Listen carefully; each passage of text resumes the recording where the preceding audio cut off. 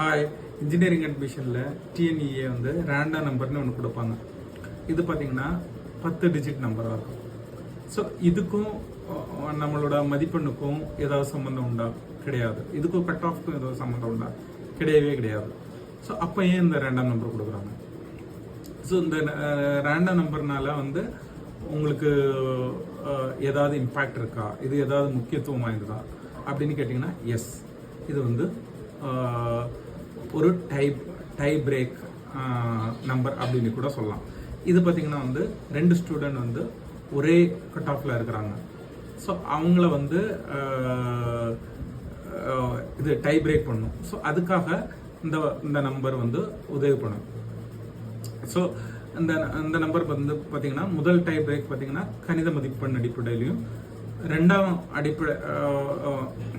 ரெண்டாம் tie break பார்த்தீங்கன்னா வந்து ஃபிசிக்ஸ் கெமிஸ்ட்ரியும் வேலை செய்யும்.